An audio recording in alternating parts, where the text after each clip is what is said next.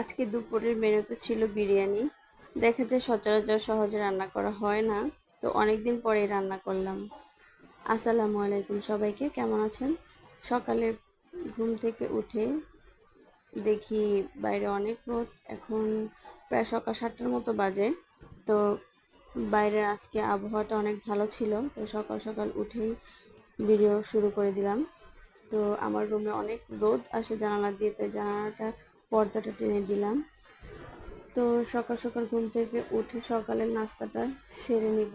আজকে রুটি আর ডিম ভাজি দিয়েই খাবো সকালের নাস্তাটা। তো আর সাথে এক কাপ রং চা।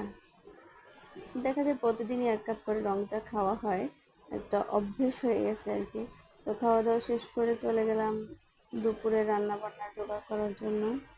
কয়েকদিন আগে বাড়িতে গিয়েছিলাম, তো আম্মু কিছু মাংস রান্না করে দিয়েছিল। তো এটা রান্না করা হয় নাই, এসে ফ্রিজে রেখে দিয়েছিলাম। তো এটা এখন বের করে নিলাম যে আজকে রান্না করা মাংস, যেহেতু এটা হচ্ছে খাসির মাংস, তো এটা দিয়ে আজকে বিরিয়ানি করে ফেলি। সবাই পছন্দ করবে, সবাই ভালো করে খেতে পারবে আর কি।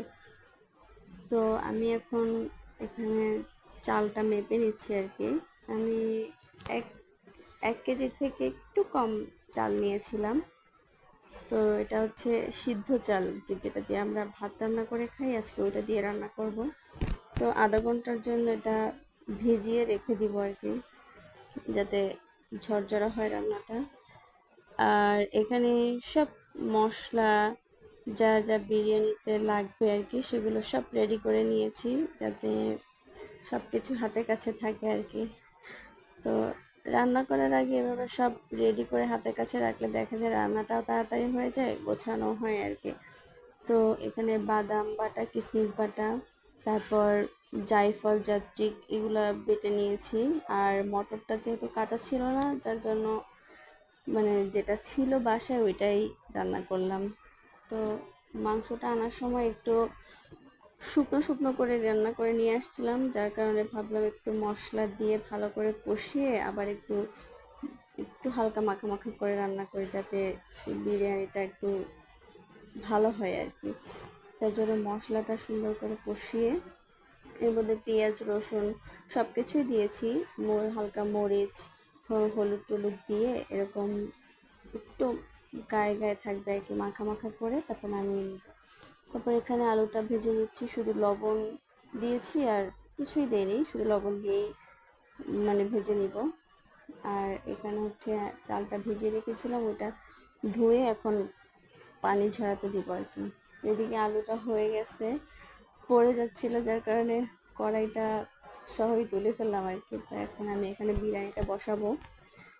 যার পেঁয়াজটা আগে তেলের উপর ভেজে তারপর মশলা, এলাচ, দারচিনি, তেজপাতা যেগুলো লাগে আর কি, ওগুলো তেলে একটু হালকা লাল করে ভেজে তারপর চালগুলো দিয়ে দিব।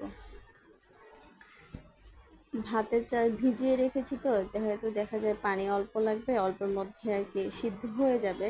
তো এখানে বাটা মশলা, আদা রসুন জিরা, তারপর হলুদ মরিচ সব একসাথে একটু মেখে তারপর দিয়ে দিলাম, যাতে খুব সহজে চালটার সাথে মিশে যায়।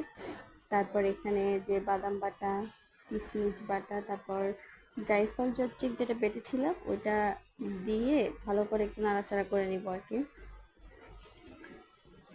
তো এরপরে একটু ভালো করে মিশিয়ে নিলে দেখা যায় লবণ দিতে ভুলে গেছিলাম, তারপর লবণটা দিয়ে দিলাম।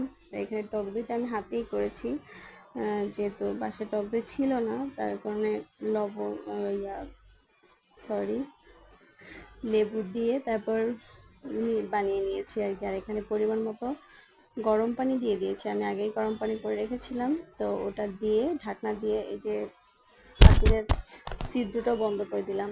যখন এরকম মাখা মাখা হয়ে আসবে, মানে চালটা একটু সিদ্ধ হয়ে আসবে, তখন এই মটর আর আলুটা দিয়ে একটু নাড়াচাড়া করে মাংসটা দিয়ে দিব আর কি। মাংসটা ভালো করে একটু মিক্স করে তারপর এর মধ্যে কয়েকটা কাঁচা মরিচ একসাথে দিয়ে দিব। তার সাথে এই যে বিরিয়ানি মশলাটা ছিল ওইটা পুরোটা দেইনি, একটু সামান্য ছিল আর কি, ওটা রেখে দিয়েছি। নইলে দেখা যায় ঝাল দিয়ে রান্না করছি, তো তারপর বেশি ঝাল হয়ে যাবে সেই কারণে আর পুরোটা দেওয়া হয় নাই। তো তো এখন এভাবে একটা ইয়ার উপর রেখে, তাওয়ার উপর রেখে তারপর দমে রেখে দিব। দেখেন ঝুরঝুরে কি সুন্দর করে ঝুরঝুরে হয়েছে। তো এই তো সব কাজ বাজ শেষ করে এখন প্লেটে সুন্দর করে সাজিয়ে নিয়েছি দুপুরের খাবারটা খাওয়ার জন্য। তো আজকের ভিডিওটা